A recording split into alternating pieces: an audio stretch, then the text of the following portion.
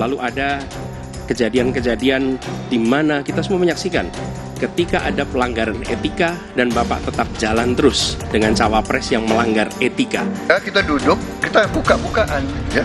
Mau bicara food estate, mau bicara apa, saya menilai, maaf ya, karena Anda desak saya terus saja saya menilai Anda tidak pantas bicara soal etik. Mas Anies gak usah takut, disebut aja angkanya berapa gitu loh, kayak saya gitu loh.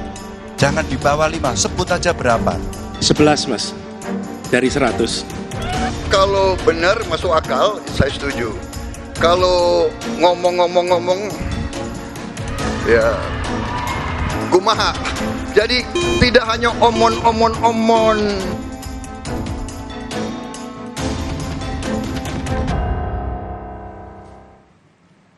Saudara, dalam debat tadi malam, para calon presiden saling lempar narasi panas soal pembelian alutsista bekas.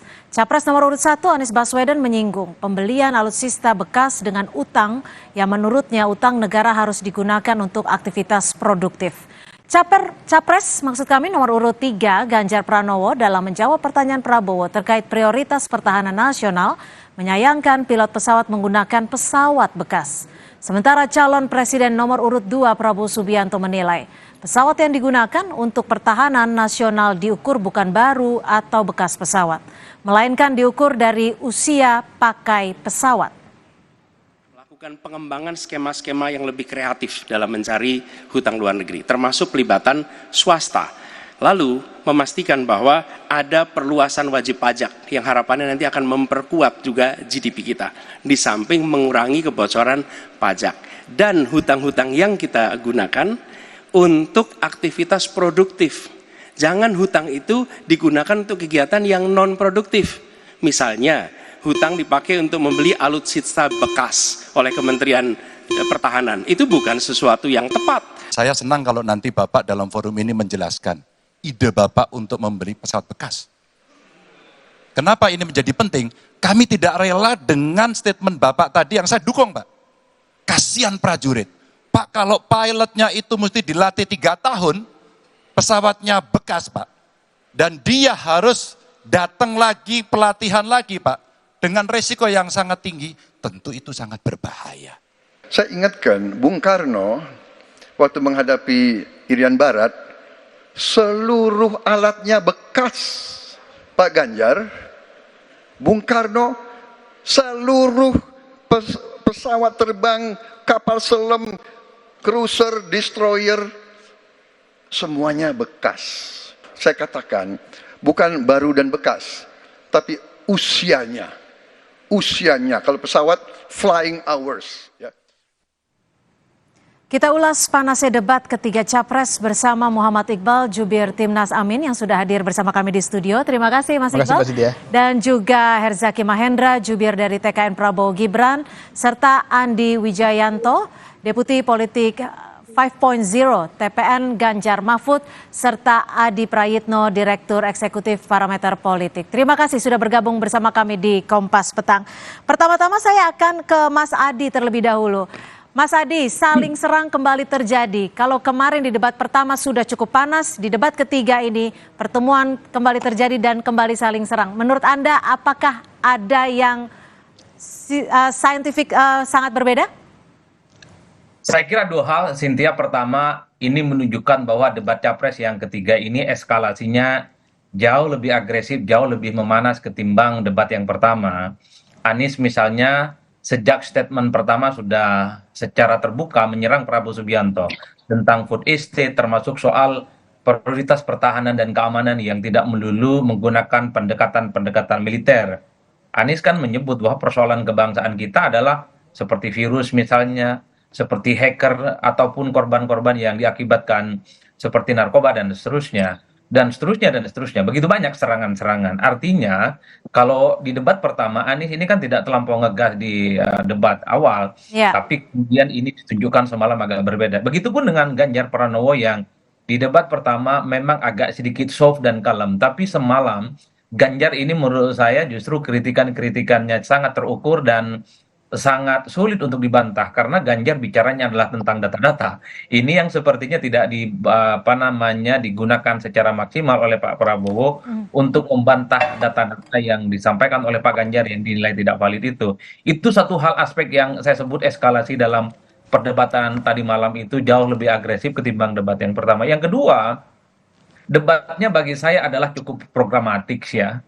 Karena memang yang dibicarakan tentang soal penggunaan hutang luar negeri yang kemudian di situ misalnya dikritik kok dipakai misalnya salah satunya untuk membeli pesawat bekas itu kan programatik. Ya. Atau misalnya pertanyaan-pertanyaan yang selama ini sebenarnya sudah menjadi pembicaraan publik tentang kegagalan food estate, tentang alutsista, dan kepemilikan lahan yang 340 hektar. Menurut saya itu adalah pertanyaan-pertanyaan yang sebenarnya hampir tiap hari kita dengarkan di ruang publik kita ini. Jadi itulah yang saya kira memang kalau mau jujur semalam itu paling banyak ditunggu sebenarnya bahwa kritikan dan tudingan-tudingan yang khususnya dialamatkan kepada Pak Prabowo itu diekspos dengan bantahan tentu dengan data-data yang juga bisa disampaikan secara terbuka terkait misalnya NEF ya, military essential force misalnya yang dinilai itu tidak sesuai dengan ekspektasi, itu kan data yang menurut saya cukup faktual dan valid. Oke, saya ke Mas Iqbal. Mas Iqbal, ini kan kalau dilihat tadi malam tuh Pak Anies menyerangnya sejak awal gitu loh. Ini bagian dari strategi untuk menaikkan elektabilitas atau bagaimana? Atau memang sudah terprogram di debat ketiga ini serangannya harus lebih gaspol? Ya masalahnya memang kan Pak Prabowo, ya Pak Legend Prabowo kan memang saat ini sudah menjabat sebagai Menteri Pertahanan. Yang tentu saja seharusnya dia bisa memberikan penjelasan apa yang sudah dia lakukan dan apa yang akan dia tingkatkan ketika nanti jadi presiden. Tetapi kami menilai bahwa di saat beliau menjadi Menteri Pertahanan, bahwa banyak sekali fakta-fakta yang menunjukkan bahwa beliau tidak mampu meningkatkan pertahanan Indonesia, termasuk kesejahteraan prajurit. Karena apa? Karena tadi ditanya tentang angka, jawabannya salah. Tapi berapa? Tidak direvisi. Ngajak ngopi, padahal itu bukan rahasia negara, bukan rahasia negara, itu sesuatu berapa luas lahannya, ya itu bukan rahasia negara. Jadi jangan kita berlindung di balik rahasia negara. Dan kami melihat juga bahwa ancaman yang selalu disampaikan selalu sifatnya perang fisik. Padahal dalam teori perang sekalipun ada banyak jenis perang itu, termasuk perang mata uang ya, misalnya gitu. Ada perang asimetris, ada proxy war namanya. Ada hybrid war namanya. Dan ada banyak lagi jenis-jenis peperangan yang dia tidak terlihat secara fisik, tetapi gagal diantisipasi. Bahkan website Kementerian Pertahanan kita dengan anggaran yang ratusan triliun, itu pun kena hacker. Artinya apa? Bisa jadi, ya seperti yang kita sampaikan bahwa penggunaan dana Kementerian Pertahanan ini selalu top down. Dia tidak memiliki perencanaan yang matang. Siapa yang nawarin barang, dia terima. Padahal yang diinginkan prajurit itu banyak sekali. Termasuk tadi kita ingin bagaimana justru seharusnya ketika Pak Prabowo ini menjadi Menteri Pertahanan, inilah saat yang penting untuk meningkatkan kesejahteraan prajurit. Mas Anies misalnya ketika beliau menjadi gubernur, beliau banyak bekerja sama dengan TNI Polri membangun asrama-asrama. Tapi ditahan dulu. Artinya Anda melihat Pak Prabowo tidak bisa menjawab pertanyaan Pak Anies? Ya, dia gagal menunjukkan kinerjanya. Gimana Mas Herzaki, dinilai gagal menunjukkan kinerjanya sebagai Menteri Pertahanan, menurut Anda? Ya, terima kasih. Pertama ingin saya sampaikan, ya kemarin makasih Mas Ganjar kan menilai Pak Prabowo 5, Kementerian Pertahanan katanya 5. Lalu Mas Anies menilai 11, tapi dari 100. Jadi yang ingin kami sampaikan adalah, ya teman-teman, Bapak Ibu yang bekerja di Kementerian Pertahanan, yang bekerja di Mabes TNI, yang bekerja di Mabes TNI AD, Mabes TNI AL, Mabes TNI AU. Inilah penilaian Anies Baswedan. Inilah penilaian Ganjar Pranowo terhadap Bapak dan Ibu semua. Ya, terhadap kinerja Bapak Ibu semua selama bertahun-tahun ya untuk negeri ini, ya. Jadi demi kepentingan elektoral dengan mudahnya kemudian diberikan nilai segitu katanya. Padahal ya jelas-jelas Bapak Ibu tahu sehingga mana nih yang berpihak kepada Bapak Ibu yang bekerja bersama, yang saling mendukung Bapak Ibu. Yang kedua, yang kami ingin sampaikan juga kepada pendukung Bapak Joko Widodo, Bapak Jokowi. Pak Ganjar menilai Pak Prabowo, Kementerian Pertahanan yang dalam berbagai lembaga survei dinilai sebagai kementerian terbaik di bawah pemerintahan Bapak Jokowi. ternyata ini nilainya hanya 5. Ya, inilah kemudian yang kita juga bisa lihat bagaimana pandangan Pak Ganjar terhadap Pak Jokowi. Jadi tentu pendukung Pak Jokowi tahu harus melakukan langkah apa sebenarnya ke depannya. Karena kan Pak Ganjar ini berasal dari partai yang menterinya banyak sekali di kabinet. Kalau Artinya dirasa yang ada ingin Anda kinerja sampaikan apa kementerian nih, yang Mas kurang, Herzaki? iya, yang ingin saya sampaikan, kalau misalnya bahwa menurut Pak Ganjar itu ada kementerian Kemhan ini ada yang kurang, silakan saja, bisa langsung komunikasi kok dari partainya. PDIP kan banyak sekali. Nah ini nggak apa-apa, ini 2 hal yang ingin saya sampaikan ya kepada teman-teman yang tadi. Nah yang ketiga yang saya ingin sampaikan juga, ini menarik tadi. Tadi apa Mas Iqbal tadi yang terakhir Mas Iqbal, yang disampaikan Mas Iqbal. Mana? Lupa. Yang terakhir apa Mas Iqbal? Hah? Enggak, ini mancing aja. Soal rahasia yang bukan rahasia lagi. Iya. Bukan gini, saya yang menarik ini begini Mas Iqbal gitu loh, ya kan? Kita bicara ini salah satu yang menjadi concern kami itu terkait dengan etika sebenarnya. Saya melihat bahwa kemarin sangat baik sekali ya debat kemarin itu. Kenapa? Dalam konteks bagaimana Pak Prabowo itu benar-benar menjaga yang namanya etika. Beliau menteri, terikat sumpah dan janji. Ya kalau orang yang tidak menjadi menteri pertahanan bebas saja mengumbar ini dan itu. Dan yang menariknya adalah tadi kita bisa tahu ini kan sebenarnya perdebatan ya, ini kan kalau misalnya menilai kementerian pertahanan yang tadi saya sampaikan berbagai survei menunjukkan ini kementerian terbaik. Sebenarnya kan Mas Anies ini harusnya ngobrol dong dengan teman-temannya di PKB dan Nasdem yang pengusung utama Pak Jokowi gitu. Ya. Bisa ngobrol di Komisi 1. Kalau dianggap ada kinerja Pak Prabowo yang tidak pas, di Komisi 1 silakan dikritik, disampaikan gitu loh. Tapi pertanyaan besarnya selama ini program Kemhan ada nggak dikritik oleh teman-teman PKB, teman-teman Nasdem? Nah ini kan jadi pertanyaan besar, ada apa ini? Kok Mas Anies akan punya arah tersendiri berbeda? Jadi menurut teman-teman Anda tidak Nasdem dan tepat PKB, ketika gitu loh. kritikannya masuk di dalam ajang debat, seperti itu kah? Iya, kalau kami melihatnya seperti itu gitu, bahwa kan Oke. agak kontradiktif. Seakan-akan mengkritik loh, kan ini bagian dari itu, ada di Komisi 1. Silakan Anda sampaikan, kok dirasa emang kinerjanya ada yang kurang pas. Tapi nggak apa-apa, memang kalau Pak Prabowo kemarin tetap tegas, tetap komitmen, beliau tidak mau kemudian ada, kalau beliau mau membuka, ada beberapa hal yang bisa disampaikan, tapi beliau nggak mau, karena bagi beliau tidak ingin melempar kepada yang lain. Biarkan saya yang menerimanya, bagi saya apa yang jadi rahasia negara. Dan tolonglah jangan bilang Oke. nothing personal dan personal, tapi ujung-ujung ngebahas mengenai tanah ya katanya, hak milik Pak Prabowo. Saya mohon maaf ya gitu ya, mohon maaf gitu. Ini sebenarnya capres kepo atau capres caper gitu loh. Baik, Malah saya- yang diurus urusan pribadi, nggak bisa Pak berbicara ide dan gagasan. Pak Prabowo bicara ide dan gagasan besar untuk republik ini dan telah membuktikan sebagai Menteri Pertahanan selama 4 tahun ini kinerjanya, dan sangat disayangkan tadi bicara mengenai tadi MMF gitu tadi ya, Minimum Essential Force. Ingat, 3 tahun kita menghadapi COVID itu ada realokasi dan refocusing anggaran. Baik. Yang memutuskan bukan Pak Prabowo. Pak Prabowo tidak mungkin, nggak bisa, anggaran saya harus tetap besar. Baik. Nggak, yang penting nyawa manusia. Baik, jadi rakyat Indonesia. oke, jadi Gitu. tidak terima ya Ya, kalau disebut tidak perform dalam masa jabatannya sebagai Menhan. Saya ke Mas Andi. Mas Andi, kalau performanya Pak Ganjar kan sedikit berbeda nih. Kalau kita lihat dari debat pertama, saat ini di debat ketiga Pak Ganjar juga terlihat cukup ngegas dalam tanda kutip dan juga ikut menyerang. Bagaimana? Apa yang membuat pola ini berbeda dari debat pertama? Secara pola sebetulnya tidak berbeda. Mas Ganjar tetap ngegas tentang data.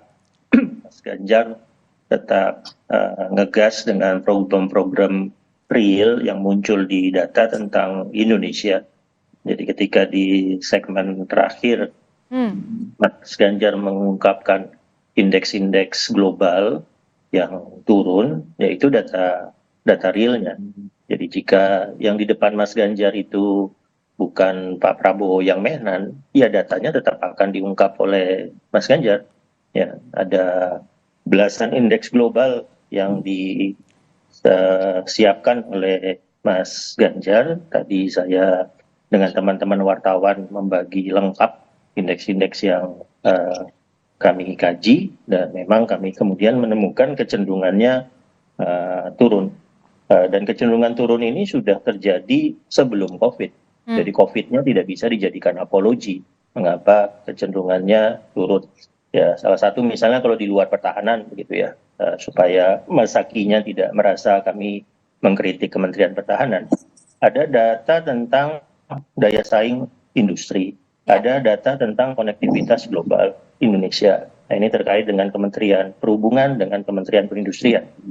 Datanya menunjukkan Indonesia menurun. Data tentang daya saing itu, atau misalnya data tentang Peace Index. Ya, ini data yang terkait dengan Pak Mahfud nih. Data tentang Peace Index menurun.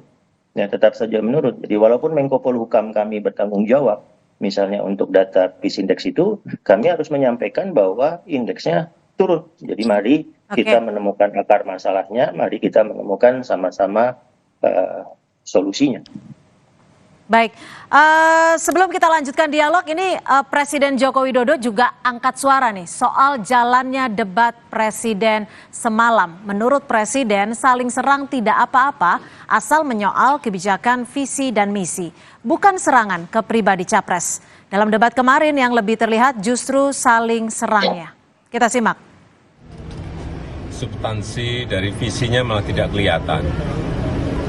Yang kelihatan justru saling menyerang, yang sebetulnya nggak apa-apa, asal kebijakan, asal policy, asal visi yang diserang, nggak apa-apa.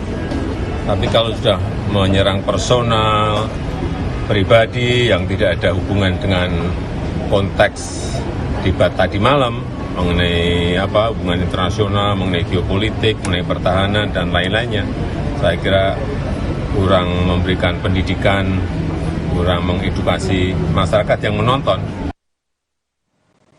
Saya ke Mas Adi Praitno. Mas Adi, ini kalau bisa dikatakan baru pertama kalinya Presiden merespon debat Capres-Cawapres setelah debat ketiga. Apa maksud dari Presiden Jokowi? Kenapa baru sekarang? Apakah ada pesan tertentu yang ingin disampaikan? Ya kalau kita membaca statement-statement netizen terutama di Twitter ya, ini kan tafsirnya ada dua. Ini sebagai bentuk imbauan moral dari seorang presiden bahwa debat itu sebenarnya harus fokus pada penyampaian visi misi dan program dan memang mengekspos segala sesuatu yang memang menjadi concern kalau mereka terpilih sebagai presiden. Kalau mau jujur sebenarnya Cynthia semalam itu lebih banyak bicara tentang inward looking ya, lebih banyak bagaimana sikap politik kita ke dalam, tapi peran-peran untuk di dunia internasional memang tidak terlampau begitu banyak disampaikan secara publik. Tapi kan netizen tidak berhenti di situ. Bahkan ini kan mengkritik kok seakan-akan Pak Presiden ini dalam tanda kutip gitu ya menjadi jubir untuk paslon nomor 2. Itu kan pembicaraan netizen. Karena yang disinggung adalah serangan-serangan pribadi. Kalau mau jujur sebenarnya kalau kita iris hitung satu persatu, yang disebut serangan pribadi semalam itu kan karena disinggung soal kepemilikan lahan yang 340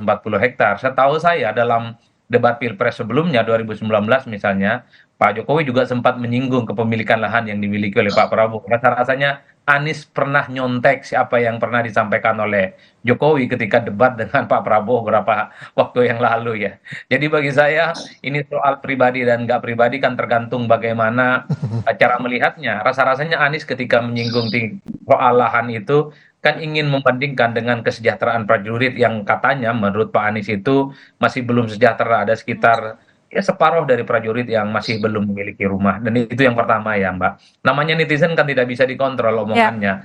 Tapi bagi saya overall baguslah imbauan dari Pak Jokowi supaya ke depan di sisa waktu perdebatan ini jangan nyerang yang ada atensi-atensi yang sifatnya pribadi.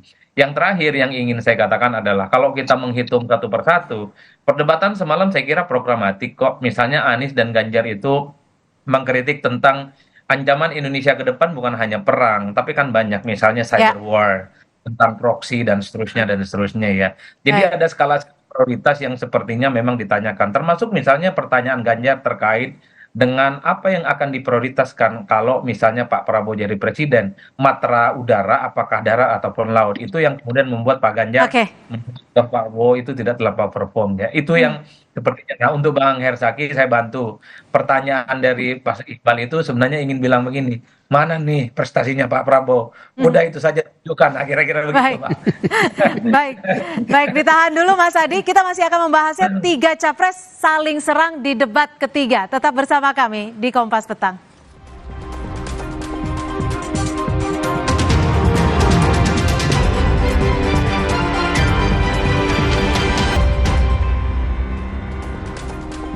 Terima kasih Anda masih bersama kami di Kompas Petang. 3 capres saling serang di debat ketiga tadi malam. Saya mencoba ke Mas Andi terlebih dahulu. Mas Andi, kalau kemarin dilihat ini Pak Prabowo sempat beberapa kali menyebutkan saya setuju dengan Pak Ganjar, saya setuju dengan Pak Ganjar.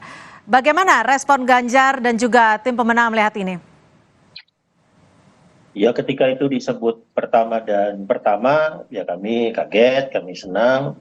Begitu disebut yang kedua gitu, kami mulai memperhatikan data tentang pergerakan real time sentiment di media. Begitu disebut yang ketiga, kami yang di breakout room langsung rapat untuk menentukan apa sebetulnya positioning yang diinginkan 01 dan 02 ke 03. Ya, lalu ya di situ ketika breakout terjadi ya diputuskan bahwa Mas Ganjar kemudian akan memakai data-data keras ya untuk bertanya sebetulnya baik ke 01 dan 02 tentang pertahanan. Jadi ada opsi Mas Ganjar bertanya tentang keamanan, ada opsi Mas Ganjar bertanya tentang hubungan luar negeri misalnya, tapi tidak. Mas Ganjar ke Anies nanya tentang pertahanan, tentang utang. Mas Ganjar ke Pak Prabowo nanyanya juga tentang pertahanan, tentang indeks-indeks yang turun. Nah itu antara lain ketika karena di breakout room-nya kami melihat bagaimana positioning berusaha dilakukan 01 dan 02 dan dilihat dari real time sentiment yang ada di gadget kami pada saat debat berlangsung. Mas Zaky, kalau menyebut setuju dengan pernyataan Pak Ganjar, ini sebenarnya apa yang ingin disampaikan Prabowo? Positioning kah? Atau memang strategi kah? Atau ada hal lain? Loh, kalau Pak Prabowo ini kan memang seorang yang tulus ya. Bahkan Gus Dur aja almarhum pernah menyampaikan, Pak Prabowo ini adalah orang yang paling tulus dan ikhlas berbuat untuk negeri ini gitu loh. Jadi kalau misalnya beliau rasakan bahwa kan bukan hanya Mas Ganjar, ya, setahu saya 01 juga ada yang beliau mengiyakan juga, oh saya setuju nih gitu.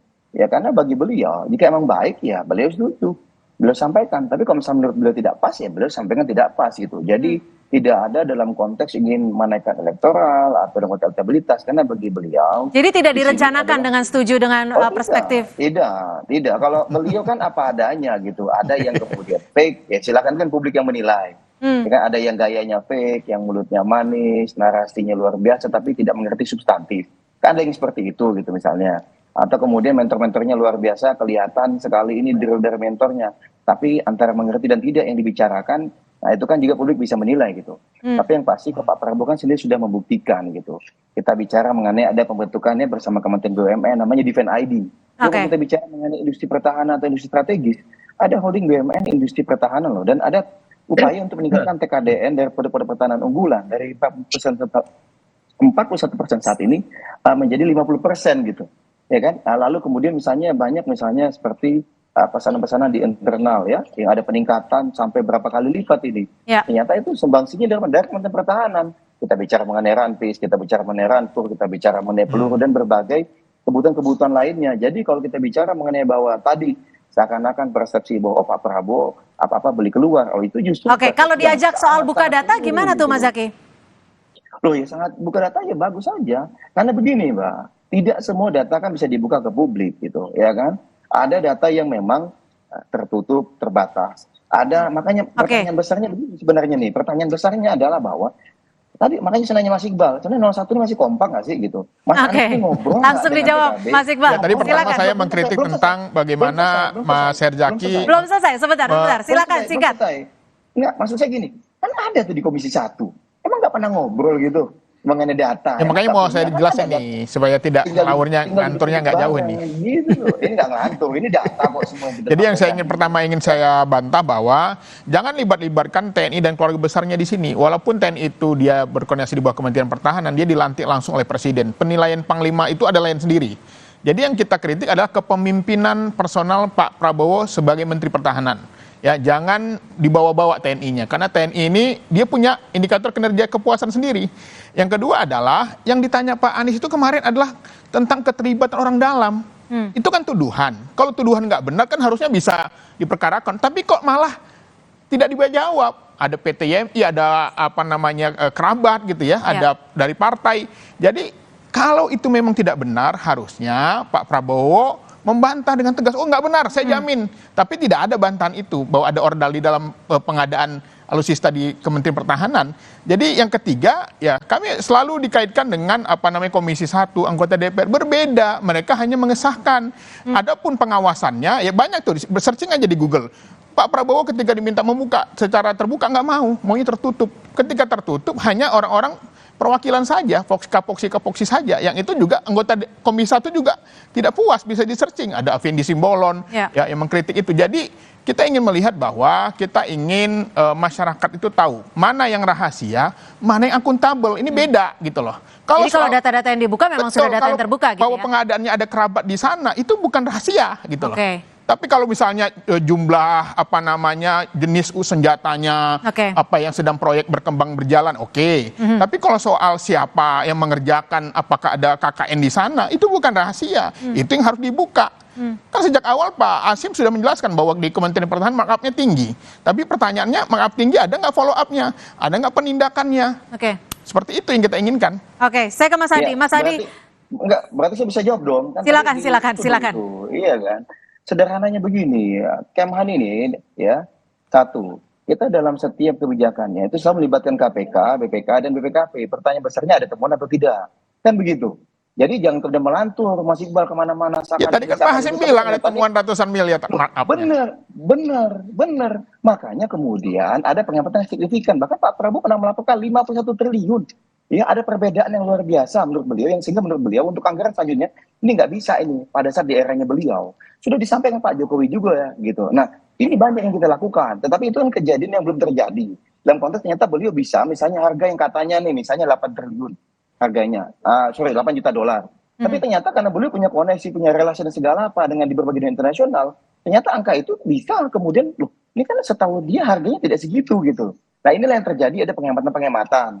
Nah, oke, itu satu hal, itu hal yang kedua. Yang ketiga, jadi bukan berarti tidak ada follow up, kita lakukan itu semua gitu loh. Nah, kemudian terakhir misalnya, kalau kita bicara mengenai tadi, mohon maaf Bang Iqbal gitu loh, 131 triliun itu bukan milik Kemhan sendiri, ya. Itu ada yang namanya Mabes TNI, ada namanya Mabes TNI AD, ada namanya Mabes TNI AL dan Mabes TNI AU. Ya inilah yang bekerja bersama semua gitu. Ini sebagai satu kesatuan. Kenapa pengelolaan anggaran tidak bisa sendirian? Oh, Kemhan sendirian? Enggak. Memang yang dikritik itu hanya pengelolaan anggaran Kemhan sendirian.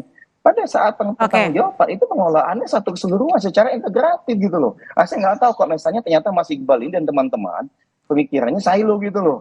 Kita sudah justru integratif, tapi beliau masih silo aja dalam konteks pertahanan. Baik. Ini supaya adil, saya kasih kesempatan dulu deh ke paslon 3 dulu, singkat dulu.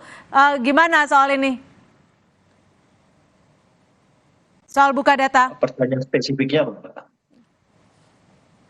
Soal tantangan buka data. Mas Andi. Yang pasti data-data yang disampaikan oleh Mas Ganjar di debat 3 kemarin itu 100% data terbuka. Data terbuka ya. Jadi sepaham dengan Mas Iqbal ya? Bagaimana? Jadi sepaham dengan Mas Iqbal ya bahwa data-data itu adalah data yang terbuka yang bisa dipublish di publik juga gitu. Enggak, kalau kami data yang kami sampaikan, data yang kami juga serahkan ke tim paslon 2 itu data terbuka. Tidak ada data tertutup, tidak ada data rahasia. Dan data-data terbuka itu memang menunjukkan kita harus mencari cara untuk mengatasi penurunan beberapa indeks yang terkait dengan pertahanan. Ya. Ada juga indeks luar negeri yang turun, misalnya yang tidak sempat disebutkan oleh Mas Ganjar. Di data kami ada pasport indeks itu kita turun. Kekuatan paspor kita misalnya turun. Itu harus kita cari solusinya seperti apa. Ya. Tapi Pak Ganjar sampai meminta Pak Prabowo untuk boleh diizinkan didampingi oleh timnya. Iya, dan datanya akhirnya kami kasih ke tim paslon 2 setelah debat. Kami sampaikan seluruhnya. Tadi saya konferensi pers di Media Center Cemara 19, 100% data yang kami siapkan untuk debat 3, kami serahkan ke teman-teman wartawan untuk dipelajari dengan meyakinkan bahwa data-data itu 100% data terbuka, tidak ada yang klasifikasinya rahasia, tidak ada yang menyatakan informasi-informasi sensitif. Baik, saya ke Mas Adi. Mas Adi, ini seberapa besar sih pengaruhnya, efektivitasnya dari pasangan calon presiden, dari calon presiden ini untuk saling serang, untuk saling mengadu buka data dan lain sebagainya? Kalau bicara tentang efektivitas, saya kira efektif ya, terutama untuk mengokohkan dukungan masing-masing capres. Jadi hampir sekitar 75% dari masing-masing pendukung ini semakin kokoh dukungan politiknya, baik untuk 01, 02, dan 03.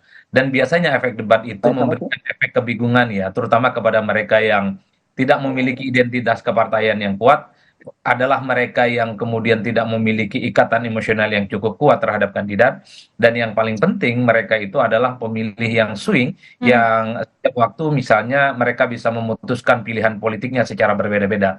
Itu efek dari debat kandidat yang saya kira memang sejak 2004 bahkan sampai 2019 ini terjadi secara signifikan. Kisarannya saya kira cukup signifikan, di kisaran angka sekitar 15% ya. Kalau kita mengacu pada hasil pemilu 2019 yang lalu, ada sekitar 5% masyarakat yang hakul yakin ingin memutuskan bahwa mereka itu akan mengubah pilihan politiknya, sekitar 5%. Ya. Jadi bagi saya memang debat itu ada efeknya, terutama terkait dengan perilaku pemilih yang akan terjadi di 2024, meski efeknya itu tidak terlampau signifikan seperti yang kita bayangkan lah. Tapi kalau betul 5% ataupun 6% bisa mengubah perilaku politik orang, ya saya kira ini signifikan. Menurut Ini kan Anda sesuai harapankah debat semalam? Kalau menurut saya sesuai harapan, dan bahkan ya di debat keempat dan kelima, pihak yang merasa kalah ya harus membalas di sisa perdebatan selanjutnya. Tapi Mbak Cynthia, kalau saya membaca rata-rata secara umum, debat yang sesungguhnya itu adalah debat pasca debat yang terjadi antara paslon yang kemudian diamplifikasi oleh masing-masing tim sukses dan tim pemenangan. Jadi data-datanya itu kan bisa diekspos ya, data-datanya itu bisa ditunjukkan secara maksimal, karena debat KPU itu kan bicara cuma 1 menit, 2 menit, 3 menit, 4 menit. Jadi tidak komprehensif kita bisa menangkap data secara detail terkait dengan pertanyaan-pertanyaan yang ada. Oleh karena itu, seperti dialog yang dilakukan oleh teman-teman Kompas TV, Bang Herzaki misalnya bisa menjelaskan apa saja indikasi-indikasi keberhasilan Pak Prabowo. Bang Iqbal, Bang Andi juga menjelaskan bahwa parabel serangan yang disampaikan oleh Pak Ganjar dan Pak Anies itu tak ada yang rahasia. Semuanya transparan dan terbuka, sangat mudah untuk diaudit oleh publik. Baik, terima kasih Mas Adi Prayitno, Direktur Eksekutif Parameter Politik, sudah bergabung bersama kami. Mas Muhammad Iqbal, terima kasih. Jubir Timnas Amin, dan juga Mas Herzaki Mahendra, Jubir TKN Prabowo Gibran, sudah bergabung bersama kami. Serta Mas Andi Wijayanto, Jubir TPN Ganjar Mahfud, juga sudah bergabung bersama kami di Kompas Petang. Selamat sore. Saudara, mantan